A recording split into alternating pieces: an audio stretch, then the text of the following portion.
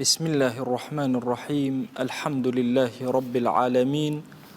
والصلاة والسلام على خير خلق الله محمد وعلى آله وأصحابه الكرام وتابعيهم بإحسان إلى يوم الدين. ربنا أرنا الحق حقا وارزقنا اتباعه وأرنا الباطل باطلا وارزقنا اجتنابه. ربنا آتنا في الدنيا حسنة وفي الآخرة حسنة وقنا عذاب النار. بەڕێزان و خۆشەویستانم ئێمە لە خزمەت کتێبی نایابی مختصر منهاج القاصدین ژیان بەسەر ئەبین. ئەو کتێبە نایابەی کە چوار بەشە و ئێمە لە بەشی کۆتایین کە بەشی منجیاتە ئەو ڕێگانەی بەرەو لای خواتە بن و نزیکت ئەخەنەوە لە ڕەب العالەمین. دەرسانی پێشوو باسی نیەت و ئیخلاسمان کردووە. هەر لەسەر ئیخلاسەکە بەردەوام ئەبین. بابێکی تایبەتی بۆ داناوین ئیمامی غەزالی ئەفەرمێ باب و حەقیقەتی الئیخلاس. ئەم بابە باسی چی ئەکا؟ حەقیقەت و ناواخنی ئیخلاس معناکەی چییە؟ ئەفەرمێ هەموو شتێک کە ئینسان تەسەووری بکە کە شتێکی تر تێکەڵی ببێ ئەوە ئەبێتە ڕیە، بەڵام ئەگەر جیات کردەوە لە شتەکان و ساغت کردەوە پێوتر ئیخلاس. لە شەرعیشە ئیخلاس لە بەرامبەر شیرکەوە دانراوە. شیرێک هەر کارێکەوە مخلص نەبێ خالص نەبێ لە بەرخاتی خوا پێوتراوە شیرک، ئەگەر خالص بێ لە بەرخاتی خوا پێوتراوە ئەو کردەوەیە پڕە لە ئیخلاس. ئیخلاس لە ناو تەوحیدەکانە لە بەرامبەر چیە دائەنێ؟ لە بەرامبەر تەوحیدی ئولوهیە. چونکە لە تەوحیدی ئولوهیە ئینسان لە کاتی عیباداتە تووشی حاڵەتی شیرک ئەبێت. ئەگەنا لە تەوحیدی ڕوبوبیە لە تەوحیدی ئەسما و صفاتە کەمتر ئەم حاڵەتی بۆ دروستە بێ. حاڵەتی ئیخلاس لە بەرامبەر شیرکی ئولوهیەتەوە دانراوە. شیرکیش ئەفەرمێ ئەنواع و جۆری هەیە، هەیەتی جەلیە، هەیەتی خەفیە، شاراوەتەوە، ئیخلاسی شەرعاو هەیە، چەندین ڕوتبەی هەیە، ئەویش چەندین ڕوتبەی هەیە. ئەفەرمێ پێشتر بە درێژی باسی لە مەزاڕەکانە باسی ڕیامان کردووە بە درێژی. لێرە ئەمانەوە باسی ئەوە بکەین ئەو شتە چیە کە پاڵە پێوە ئەنێ، ئەو شتێکێ پاڵت پێوە ئەنێ بەرەو خواناسی ئەدهێنێ، بەرەو لای خوا ئەدبا یا بەرەو لای خەڵک ئەدهێنێ. ئەفەرمێ هەندێک جار ئەمە تێکەڵ ئەبێ لەگەڵ یەکترا. ئینسان جاری وا هەیە یعنی دوو حاڵەت یا با بڵێن چوار حاڵەت لە ئینسانە هەیە. حاڵەتێکیان تەنها کارەکەی لە بەرخاتی خوا کردووە، حاڵەتێکیان تەنها لە بەرخاتی خەڵک کردوێتی، حاڵەتێکیان تێکەڵە خەڵکیشی تایە و خواشی تایە، بەشی خواکە زۆرترە، حاڵەتێکیان بەشی خەڵکەکە زۆرترە. ئەفەرمێ ئەمە وەکو چی وایە کەسێک کە لەگەڵ بە ڕۆژووبوونە شتێکی تر تێکەڵەکە. بۆ نمونە ئەوێ لەگەڵ بە ڕۆژووبوونە سەحەتی باش بێ. ئایا سەحەت باشی نیەتێکە باعیثێکە؟ ئەوێ خۆی برسیکە بۆەوەی مەسەن خەلایە سەرەتانی لاشەیە بکوژێ؟ ئەمە جێبەجێەکە بە ڕۆژوش ئەبێ لە پەنایە، واتە ڕۆژووی گرت و نیەتێکی تریشی لە پەنایە هەبوو. یان ئەوە تا عەبدێکی هەیە زۆر بێکەڵکە، عەبدەکە ئازادەکە بۆی لە نەجاتی بێ، لەلایە ئەوێ ئەجری دەستکەوێ عەبدەکە ئازادکە، لایەکیش ئەوێ نەجاتی بێ لە دەستی ئەم عەبدە. یان کەسێک کە ئەچێت لە مەیدانی جەنگ و جیهادا جیهادەکە، بەڵام هەدەفەکەی ئەوەیە کە فێری کاری عەسکەری و فێری ئەو بابەتان نەبێ. یان نیەت نوێژەکە لە شەوە، بەڵام مەبەستەکەی ئەوە نییە.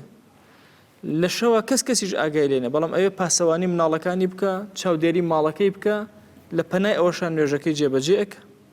ئەمە تێکەڵەیەکە لە نێوان ئیخلاس و ڕیا. ئیخلاس و با بڵێن شیرک هەردووکی پێکەوە، چونکە ڕیا بریتە لە شیرکی خەفی، شیرکی شاراوە لە دڵی ئینسانە. ئایا ئەم حاڵەتانە کە ئێمە ئەبینین یان ئینسان ئەوێ فێری عیلم ببێ لەبەر ئەوەی لەزەت ئەکا لە فێربوونی عیلم، چێژ وەرئەگرێ لە فێربوونی عیلم، چونکە هیچ شتێ وەکو عیلم نییە. بڕواکەن ئەگەر مەسئلەیەکی علمیت زانی، کەسێک پرسیارێکی لێ کردی، هەر مەسئلەیەک بوو جوابت دایەوە بە پێی شەریعەتی خوا، ئاسوودەترین ساتەکانی ژیانت ئەو ساتێ، چونکە شەریعەتی خوا ئەتوانی بەیانکەی، شەریعەتی خوا ئەتوانی ڕۆشن بکەیتەوە. هەر شتێک لەم بابەتانە کەوا بوو بەشێک تایە باعیثەکە ئەساسەکە ئەوەیە لەبەر خاتی خوا جێبەجێیەکە، لە پەنایە کۆمەڵە شتی تر هەن. ئەفەرمێ ئەم شێوازە لە خاطرات کە بە دڵی ئینسانایە لە کاتی عەبدایەتی و تاعەتەکانیە شتی تر تێکەڵی ئەبێ. ئەفەرمێ ئایا ئەمە وای لێ ئەکا کە لە عەبدایەتەکەی خوا دووری خاتەوە، یان ئەم کردەوەی قبول نەبێ، ئەم کردەوەی وەرگیراو نەبێ؟ ئەفەرمێ پرسیاریان کردو لە پیاو چاکێک و توانەکە ناڕەحەتترین شتێک لەسەر دڵی تۆ لەسەر نەفسی تۆ چییە؟ وڵا بریتێ لە ئیخلاص زۆر بە زەحمەت ئەتوانم کارێک بکەم تەنها لەبەر خاتی خوا بێ شتی تری لەگەڵا تێکەڵ ئەبێ. هەندێک فەرمویانە لە سەلەفی ساڵح ئەگەر یەک لەحظە لە عمری خۆت لەبەر خاتی خوا کارەکەت جێبەجێ کرد ئیتر ئەو کەسە کیفایەتە، ئیتر دڵی فێر ئەبێ چۆن عەبدایەتی لەگەڵ خوایە جل جەلالوه جێبەجێ کرد. شەوائبەکان زۆرن کە ئیخلاصی ئینسان تێکەڵ ئەکەن، هەیانە ئاشکرا ئەیبینی، هەیانە نهێنیە، هەیانە لە بابی ڕیا ئایا شرك درجاتی هەیە، ئەنواع دەرەجەی هەیە، ئەنواع دەرەجاتی ڕیا هەیە. ئەفەرمێ پێغەمبەریان صلی الله عليه وآله وسلم فەرموویەتی جۆرێک لە جۆرەکانی ڕیا ئەوەندە وردە ئەخفا من دەبیب النەمل، چرپەی پێ مێرولە کەسمە نایبیسین، لەوەش نزمتر، لەوەش بچووکتر، لەوەش هادئتر، ڕیا ئەوەندە وردە. ئەفەرمێ کەوابوو ئێمە کاتێک کە کام عەبدایەتیەمان هەیە تەنها لەبەر خاتی خوا بێ، ئەگەر نوێژت کرد ئەفەرمێ ئاژەڵێک هات لەگەڵ مرۆڤێک، زانیت کامە ئاژەڵە کامە مرۆڤەکە هاتووە کە ڕیا، ئەفەرمێ ئەوە جۆرێک لە ڕیا لە وردەکاری ڕیا لە دڵی تۆیە دروست بوو، بۆ چونکە چاوت گێڕا بینیت کە کێ هات، هەستت کرد ئایا ئینسانە یاوەکو ئاژەڵ. ئەفەرمێ ئەمەش مەسئلەیەکی زۆر دقیقە، دڵی زۆر پیا و گەورەکان زۆر مجاهدەی زۆر گەورەیان کردووە هەتاوەکو بگەنە ئەو ئاستەی ئەوەی کە بە دەوریانەتی ئەپەڕێ نەزانن چی و چی ئەگوزێرێ. بۆیە فەرمویانە ئەگەر کەسێکی عالم دوو ڕەکەعات نوێژ جێبەجێ بکە، کەسێکی تر هەفتا ڕەکەعات جێبەجێکە، هێشتا دوو ڕەکەعاتی زاناکە گەورەترە. عالم مەبەستیان پێ چی بوو؟ مەبەستیان پێوە نەبووە کە علومی شەرعی ظاهری بزانێ، مەبەستیان ئەو کەسە بووە کە عالمی دڵە، عالمی ئیخلاسە، تێ ئەگا کە شتەکان لە یەک جیا ئەکاتەوە. بۆیە فەرمویانە ئەگەر کەسێکی دانا لە نوێژ و تاعەتیە لەگەڵ کەسێکی نادانا لە بە ئەعمالی قەلبی ئینسان بە چیەتە پێشچاو؟ ئەگەر بێت دینارێک دابنێ لەگەڵ کێوێکە کە ئەگەر بیتوێنیتەوە ئەکاتە ئاڵتون، کەسە زاناکە یەت کێوەکە هەڵەبژێرێ، نایە ئەم دینارە هەڵگرێ، کەسە جاهیلەکەی ئەم دینارە هەڵەگرێ. بۆیە ئەو کەسێک کە ئەعمالی قەلب ئەناسێ، دڵی خۆی ئەناسێ، ئەزانێت چۆن بکە، ئەزانێت چی بکە. بۆیە ئەم چوار حاڵەتەی کە عەرزم کردن، ئیمامی غەزالی فەرمێ دوو حاڵەتیان کێشەیان نییە. حاڵەتێک کە تەنها لەبەر خاتی خوا کردەوە کە جێبەجێ کرد، ساغ و سەلامەت، ئەوە گومانی تیان نییە کە قبوڵە و ئەجریشی لەسەر وەرەگرێت. تەنها لەبەر خاتری خەڵک کردە، هیچ بەشی خوای تیان نەبوو. ئەفەرمێ ئەم جۆرە گومانی تیان نییە، هەموو عولەما متفقن ئیجماعی ئومەتەیە لەسەرەوەی ئەو کەسە عیقاب ئەدرێ و سزا ئەدرێ. دوو جۆرەکەی تر ئیمام لێرە قسەیەکە فەڕەحی بۆ دڵی ئینسان هێنە. ئەفەرمێ سەیری کردەوەکە ئەکرێ، چاکە بەدەیە و خراپە بە یەک. ئەگەر هاتوو بەشی خراپە، بەشی خەڵک زۆرتر بوو لەم کردەوەیە تا بەشی خوا قبول ناکرێتی، بەشی خەڵک زۆرتر بوو. ئەفەرمێ ئەگەر بەشی خوا زیاتر بوو لە هەر کردەوەیەکە خوای گەورە لێ قبوڵەکە. ئەفەرمێ واجبەکە لەسەر شانی ئەم کەسە لا ئەچێ بە ئەندازی ئیخلاسەکەشی ئەجری وەرگرتووە و بە ئەندازی سیرکردنی خەڵکیش لە ئەجرەکەی نوێژەکەی تاعەتەکەی عەبدادەی کەم بووت. ئەم یاسای ئیمامی غەزالی بەڕاستی دڵی ئینسان ئارامەکاتەوە، چونکە هەر ئینسانێک کە نوێژ ئەکا هەتا ئەگاتە ڕوتبەی ئەوەی کە خەڵک نەبینێ، زەمانێکی زۆری ئەوێ، مجاهدەی زۆری ئەوێ، جیهادی زۆری ئەوێ لەگەڵ نەفسی خۆیە، هەتا ئەگاتە ئەوەی تەنها کارەکانی لەبەر خاتی خوا بێ، ئیتر لە نوێژایە، لە ڕۆژوایە، لە قسەیەکی خێرایە بۆ موسڵمانان ئەیکا، لە سەدەقە و خێر و خێراتێکە، لە هەر کارێکە هەیە، زەردەخەنەیەکە بەرامبەر بە موسڵمانێک، نا لە شۆردنی دانێکیایەتی، لە هەستانی شەو نوێژێکیایەتی، هەر کارێک لە کارەکان کە جێبەجێ ئەکا لە دڵیا ئایا فەڕەح هەیە بە ئینسان ئەگەر سەیری بکە، فەڕەح هەیە بە مرۆڤی تر ئەگەر سەیری بکە. طبیعەتی ئینسان ئەوەیە حەزەکە خەڵک ثەنایکە، وەصفیکە، بە گەورە باسیکە. ئەم یاسای ئیمامی غەزالی لە زۆر کێشەی گەورە نەجاتمان ئەدا. بۆیە وەرە پۆلێنی کردەوەکانت کە سەیریان کە هەندێک لە کردەوەکان تەنها لەبەر خاتی خوا تۆ جێبەجێیەک، کەس نازانێت تۆ بە ڕۆژوو یا بە ڕۆژوونی، تەنها لەبەر خاتی خوا جێبەجێیەک، کەس نازانێت تۆ غوسڵ کرد یا غوسڵ نەکرد، ئەوە خالصەن لەبەر خاتی خوایە، هیچ بەشی مرۆڤیتیان نییە. کەس نازانێت تۆ دەست نوێژە کرد، خالصەن تەنها لەبەر خاتی خوایە، بەشی مرۆڤیتیان نییە. هەموو ئینسانێ خودی ئینسانێ بگرە بەشی خوای هەیە. هەندێک لە کردەوەکانیش لەوە ئەچێت تەنها بەشی مرۆڤ بێ، بەشی ڕەب العالەمینی تیانە بێ، خوا پەنامان بدا، تەنها چاوت لای مرۆڤ بێ، تەنها لەبەرەوەی خەڵک پێت بڵێن کەسێکی چاک، کە ئەم جۆرە کردەوە لێت قبول ناکرێ، کردەوە یەکەمیش خالص لێت وەرەگیرێ. ئەو کردەوانەی تر کە تێکەڵن عمومی مسلمانان ئەم حاڵەتیان هەیە، کردەوەکە تۆ لەبەر خاتی خوا جێبەجێیەکی بەڵام هەندێک جار چاوت سەیری ئەم لا ئەولا ئەکە حەز ئەەکەی خەڵکیش باشت بڵێ حەزەکەی خەڵکیش سەیرت کە حەز ئەەکەی ئەم کردەوە جوانت خەڵک ببینێ ئەمە لە لای ڕەب العالەمین قبوڵە بەڵام بە ئەندازی سیرکردنت بۆ خەڵک بە ئەندازی ئەوە لە ئەجرەکەت کەمە بێتەوە بۆیە عمومی خەڵکی موسڵمان لەم مەسئلەی ڕێیاتی ئەکرێ زۆر کات گەنجێک سەرەکەم تەلەفۆنم بۆکە ئەڵێ ماوەسە وەڵام من تووشی شیرک هاتووم تازەتەوە بۆچی نوێژ کرد وەڵی منەکە نوێژەکەم هەستەکەم کە خەڵک سیرمەکە دڵم پێ خۆش ئایا ئەم جۆرە نوێژە قبوڵە یا قبوڵە لە شەریعەتە مادام تۆ لەبەر خاتی خوا جێبەجێیەکەی بەڵام هەندێک جار نەزەرت بۆ ئەم لا ئەولا هەیە ئەمە حاڵەتێکی ئاساییە لە کەسی موسڵمانە ئەم یاسایی کە ئیمامی غەزالی دایانێ بەڕاستی یاسایە کە دڵەکان هێورەکاتەوە هەستەکەی عیبادەتەکانە نافەوتێ قبوڵە بێ ئەفەرمێت دلیلم چییە ئیمامی غەزالی ئەڵێ ئیجماعی ئومەت لەسەر ئەمە هەیە من دلیلم چییە لەسەر ئەم قسەیەکە ئیکەم ئەفەرمێ إن الله لا يظلم مثقال ذرة وإن تك حسنة يضاعفها سبحان الله ئەفەرمێ خوا جل جلاله بەقەدەر مسقالە زەڕەیەک زوڵم لە کەس ناکە ئەو بە دڵەکان ئەزانێ نهێنی دڵەکان لای ئەوە حتا مەلائیکەش نازانن مەلائیکە عیبادەتی ظاهری ئێمە ئەبین و ئەینووسن و تەواو بەشی دڵەکە ئیشی ڕەب العالەمینە ئیشی کەس نییە بۆیە لە غەزوەیەکە سەیرەکەیەکێک لە هاوڵان کەسێکی تر ئەکوژێ کە ئەڵێ لا ئیلاهە إلا الله پێغەمبەریان صلی الله عليه و سلم زۆر لێی تووڕە ئەبێ ئەفەرمێ ئایا دڵت لەت کرد کەس نازانێت دڵ چیتەیە بەس خوا خۆی ئەزانێ بۆیە فەرمێ کەسێکت بینی هاتە مزگەوت و ئەهلی مزگەوت و فەشهدوا له بالئیمان شاهدی ئیمانی بۆ بدەن تەواو ئەو کەس ئەهلی ئیمان تۆ هەقت نییە بەسەر دڵەکانەوە دڵەکانیش هەریەکێک لە ئێمە دڵنیا بێ لەوەی کە خوای گەورە زوڵمی لێ ناکا کردەوەیەکت کردووە چاود لە خەڵک بووە بەڵام لە حەقیقەتا کردەوەکە لەبەر خاتی خوا جێبەجێ کرد خوا زوڵمت لێ ناکا پاداشتەکەت ئەداتەوە ئەگەر هەر حەسەنەیە بە دڵ تا گوزەرا بێ یضاعفها گەورەی ئەکا بۆ تۆ بە ئەندازی ئیخلاست کردەوەکەت گەورە ئەبێ چەندێ بۆیە یعنی ئەفەرمێ دەنکە گەنم کە ئەخەیتە ناو زەوی جاری وایە 700 دەنکە گەنمت ئەداتێ والله يضاعف لمن يشاء لە دوای ئەوە شەوە لەوە چێ زیاتر بێ احتیمالە خوا بەرەکەتی تێبخا 1,000 بداتێ 1,000,000 بداتێ ئەکرێ عیبادەتێک کە تۆ کردووە چەندێ ئیخلاسەکەت بە ئەندازی ئیخلاسەکە سەرەکەوی واتە ئینسانی موسڵمان لە هەر عیبادەتێک کە ئەیکا با چاویشی لەم لەولا بێ با چاویشی لە نەزەری خەڵک بێ بە ئەندازی خۆی ئەجری دەسەکرد بۆیە ئەفەرمێ ئەگەر کردەوەیەکە جێبەجێ کرد کردەوەکە خودی کردەوەکە دەستپێکردنە هاتنە هەڵمەتە هەمووی لە پێناوی خۆیان بوو دوای هەمووی سەیری خەڵکتە کرد ئەفەرمێ ئەسڵی فەرزەکەت لە کۆڵەکە گوناهبارنی لای خوا لەسەر فەرزەکە بۆیە ئەم بابەتە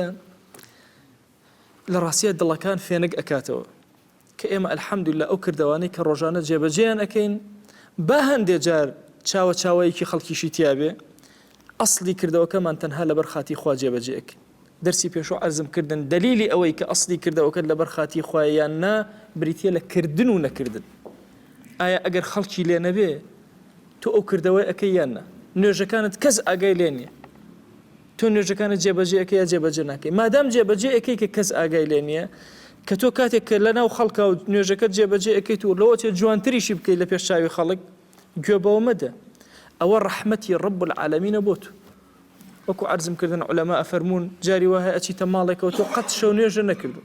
کەچی لەو ماڵە حەزەکەی شەو نوێژکی ئەفەرمێ ئەوە فورسەتێکی خوایە بۆ تۆ خوا ئەو زەمەنەی بۆ ڕەخساندووی فریای خۆتکەوە شەو نوێژەکەت کە لەوە ئەو فورسەتە بۆ تۆ دووبارە نەبێتەوە یە هەر عەبدایەتێکی تر کە تۆ جێبەجێ ئەکەی ئەوە فورەسی خوا یەیتە مزگەوتێکەوە حەزەکەی سونەتکەی لەوە ئەچێ پشکێ لە دڵتا هەبێ خەڵکیش چاوی لێ نا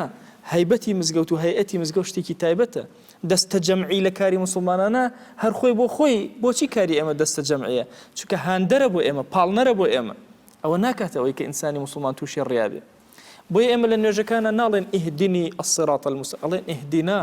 هەمومان پێکەوە خوای هیدایەت بدە چونکە هەمومان پێکەوە کاری گەورە گەورەمان پێکرێ بە تاک زۆر کات ئینسان هیچی پێ ناکرێ ئەو بەرەکەتەی لە جەمعا هەیە لە ذیکری جەماعیا هەیە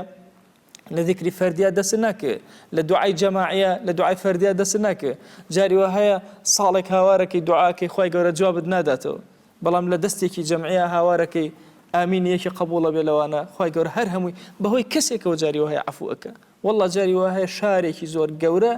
بە سەبەب یەک کەسی ساڵحەوە ڕزگاری ئەبێ لە بەڵایەکی زۆر گەورە بۆیە بەڕێزان مەسئلەی ڕیا بابەتێکە لە دڵە کەس ناتوانێت کەس تۆمەتبارکە بە شیرکی ڕێ هیچ کەسێک ناتوانێت کام کە زۆر خراپە ئەگەر هات کارێکی چاکی کرد مادام کوفری علەنی نەبێ ئێمە ناتوانین بەم کەسە بڵێن خراپ کەس ئاگای لە دڵی کەس نییە ئەوە ئیشی ڕەب العالەمین خۆیەتی بۆیە سوورتر بە لەسەر کردەوەکانت ئەگەر چاویشت لە خەڵکە هەندێک جار هەر زیاتر سوور بە لەعل ڕەب العالەمین دەرگاکانی خێر بەسەرمانە ئەکاتەوە و ئەجر و ثەواب و پاداشتی خۆی بۆ تاک تاکی کردەوەکانمان ئەنووسێ کە جێبەجێمان کردووە کە جێبەجێ ئەکەین خوای گیان ئەمەی گوناهبار لێت ئەپاڕێنەوە لێت ئەلاڵێنەوە یا ئیلاهی بەزەی و ڕەحمەت و میهرەبانی خۆت بەسەرمانە ببارێنە عەفو و عافیەتی خۆت بەسەرمانە ببارێنە خوای دڵەکانمان یەکلا کەرەوە بۆ خۆت یا ئەکرەم الئەکرەمین خوای گیان داوات لێ ئەکەین بە ناوی جوانە بە صیفەتی بەرزە بە ئیسمی عەظەمت بەزەی و ڕەحمەتی خۆت بەسەرمانە ببارێنە خوای دڵەکانی خۆمان ئەدەینە دەستی تۆ یا ڕەبی خوایە داوات لێ ئەکەین بە گەورەی خۆت مەی دەرەوە دەسمان یا ئەکرەم الئەکرەمین خوایە هەموو ئیخلاص و نیەت و ساغیمان پەروەردگارە داوات لێ ئەکەین بە گەورەی خۆت لە دەستی خۆتا بیهێڵەرەوە یا ئەکرەم الئەکرەمین یا ڕەبی خوایە داوات لێ ئەکەین بە ڕەحمەت و بەزەی خۆت ڕەحم بە دایک و باوکمان بکە یا ئەکرەم الئەکرەمین خوایە ڕەحم بە مردوەکانمان بکە خوایە ڕەحم بە ئومەتی پێغەمبەریان بکە صلی الله عليه و آله وسلم خوایە هەڵەو کەم و کوڕێکمان هەبووە لە عیبادەتێکمانە لە تاعەتێکمانە چاومان لێکێ لە عەبدەکان بووە یا ئیلاهی تۆ خۆت ئەزانی طەبیعەت و نەفسی ئێمە بەخوا ئێمە عینادی لەگەڵ تۆیان ناکەین پەروەردگارە کردەوەمان هەمووی بۆ تۆ جێبەجێ ئەکەین دەی تو گەورەی خۆت لە هەر ڕێیە بەدڵمانە گوزەراوە عەفومان کە یا ڕەب العالەمین خوایە هەموو ئەوەی کە ئەمانەوە پێمان عەتاکە پەروەردگارە ئێمە هەمومان فەقیر و محتاجی تۆن یا ئیلاهی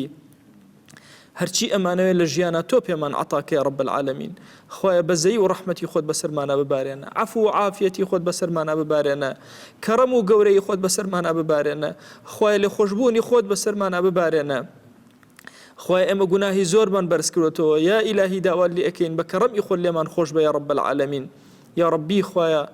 داوات لێ ئەکەین ئێمە زمانمان کولە لە دوعایە بە زمانی پێغەمبەرگیان صلی الله عليه و آله وسلم داوات لێ ئەکەین خوای ئەو خۆشەویستەمان هەر چاکەیەکی داوا لێ کردووی لە هەموو عمریا خوای ئێمەش داوات لێ ئەکەین و پێمان عەتاکە ئەو خۆشەویستەمان پەنای پێگرتووی لە هەر شتێ یا ئیلاهی لە هەموو عمریا ئێمەش پەنات پێ ئەگرین و پەنامان بدە خوای سڵاوی ئێمە بگەینە پێغەمبەری خوا صلی الله عليه و آله وسلم یەک ناومان لە خزمەتیا بێنە یا ئەکرەم الئەکرەمین ڕضوانی ئێمە بگەینە هەموو ئەصحاب یا ئەکرەم الئەکرەمین ناومان لە خزمەتیان نابێنە یا ئەکرەم الئەکرەمین خوایە بەزەی و ڕەحمەت و کەڕەمی خۆت بەسەرمانە ببارێنە یا ڕەبی خوایە داوات لێ ئەکەین بەرەکاتی ئاسمان و زەویمان بۆ ببارێنە خوایە بەرەکەت بخەرە ناو بازاڕەکانمانەوە یا ئیلاهی بەرەکەت بخەرە ناو کشت و کاڵمانەوە بەرەکەت بخەرە ناو مەڕ و ماڵاتمانەوە پەروەردگارە بەرەکەت بخەرە ناو ڕزقمانەوە یا ڕەب العالەمین خوایە گیان داوات لێ ئەکەین ئەم کوردستانە پیاوی زۆر گەورەی تیا بووە ساڵحی زۆر گەورەی تیا بووە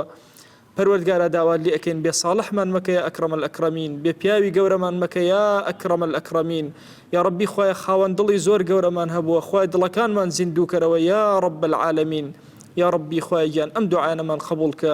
خوایە ئەم دوعایانەمان قبوڵ کە خوایە ئەم دوعایانەمان قبوڵ کە آمين آمين والحمد لله رب العالمين وصلى الله على سيدنا محمد وعلى آله وصحبه وسلم تسليما كثيرا أبدا إلى يوم الدين خوای گەور لە گوناهی منی شوێ ئەوەش ببۆرێ خوا لەمان قبوڵ کە